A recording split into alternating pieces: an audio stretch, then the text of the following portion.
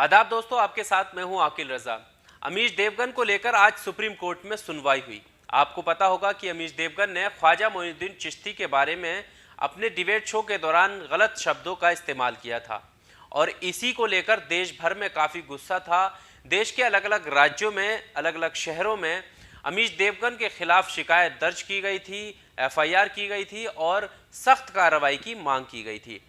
इसके अलावा राजस्थान के जयपुर में न्यूज़ 18 के दफ्तर के बाहर आपके सामने वो वीडियो भी आया होगा। लोगों ने विरोध प्रदर्शन किया था, कालिख लेकर गए थे और न्यूज़ 18 और अमीश देवगन मुर्दाबाद के नारे भी लगाए थे। इसके अलावा और भी कई जगह पर सोशल मीडिया पर खास तौर से काफ़ी विरोध अमीश देवगन का हुआ था। इन एफआईआर को रद्द करने के लिए अमीश देवगन ने सुप्रीम कोर्ट में याचिका डाली थी, जिसको लेकर आज यानी शुक्रवार को सुनवाई हुई। क्या कुछ हुआ, इस पर हम बात कर लेते हैं। कोर्ट में अमीश देवगन की ओर से पेश वरिष्ठ अधिवक्ता सिद्धार्थ लूथरा ने कहा कि उनके मुवक्किल ने अपने शो के दौरान अनजाने में त्रुटि की थी, जिसके लिए उन्होंने बाद में सार्वजनिक माफ़ी भी मांगी थी, लेकिन पत्रकार के खिलाफ जुबान फिसलने के कारण एफआईआर दर्ज करना अन्यायपूर्ण है और उत्पीड़न के दायरे में है। तो सुनवाई के दौरान अमीश देवगन के अधिवक्ता ने ये कोर्ट के सामने कहा कि उनसे एक त्रुटि हुई थी, जिसके लिए उन्होंने सार्वजनिक माफ़ी मांगी है। साथ ही उन्होंने अपने ट्विटर पर भी इसकी माफ़ी मांगी और सार्वजनिक तौर पर वीडियो में आकर, शो में आकर, अपने फिर से लाइव आकर उस त्रुटि की माफ़ी मांगी। साथ ही उन्होंने अपनी श्रद्धा के बारे में भी बताया कि वो खुद ख्वाजा मोइनुद्दीन चिश्ती यानी ख्वाजा गरीब नवाज को वो मानते हैं, उसमें श्रद्धा रखते हैं। अब इसके बाद सुप्रीम कोर्ट ने फैसला सुनाते हुए किसी भी तरह की जांच या कार्रवाई को अगली सुनवाई तक के लिए टाल दिया। यानी सुप्रीम कोर्ट से सीधे लफ्जों में कहें तो अमीश देवगन को राहत मिली है।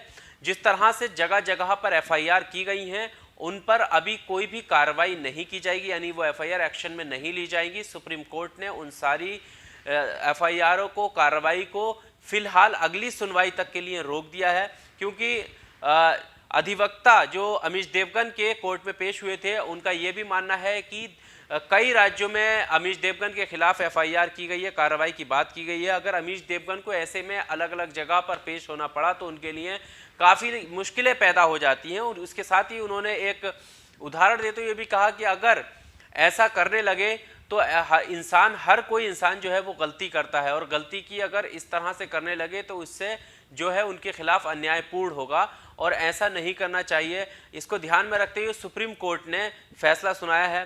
हालांकि उन ख्वाजा मोइनुद्दीन चिश्ती के मानने वाले जिन्होंने एफआईआर की थी, जो कार्रवाई की मांग कर रहे थे, जो अभी भी इंतजार लगाए हुए थे, खुद ख्वाजा मोइनुद्दीन चिश्ती दरगाह से सज्जादा नसीन सैयद सरबर चिश्ती का कई वीडियो हमारे सामने आए, जो कि खुद वो कार्रवाई की बात कर रहे थे। वो किसी भी तरह से गुंजाइश रखने की बात नहीं कर रहे थे और लोगों को इंतजार था, क्योंकि अमीश देवगन का ये पहला मामला नहीं है। इससे पहले भी वो कई मरतबा इतनी गलती कर चुके हैं जो कि बार बार वो माफ़ी मांगते हैं। तो इस बार लोगों का ये मानना था कि किसी भी तरह की माफ़ी की गुंजाइश नहीं है। और ख्वाजा मोइनुद्दीन चिश्ती के बारे में इस तरह लफ्ज़ों का इस्तेमाल करना, वो भी एक बार नहीं, डिबेट में जब आप देखेंगे वो वीडियो आपने देखा होगा, कई मरतबा उन्होंने नाम लिया और उस शब्द का इस्तेमाल किया। उसके बाद उन्होंने कहा कि वो त्रुटि की हुई है, गलती हुई है। वो खिलजी की जगह उन्होंने चिश्ती का नाम ले लिया, जबकि वो लेना नहीं चाहते थे। यही सोच करके उन्होंने अब जो है वीडियो में माफ़ी मांगी और यही उनके अधिवक्ता ने सुप्रीम कोर्ट में, कोर्ट के सामने आकर ये दलील दी,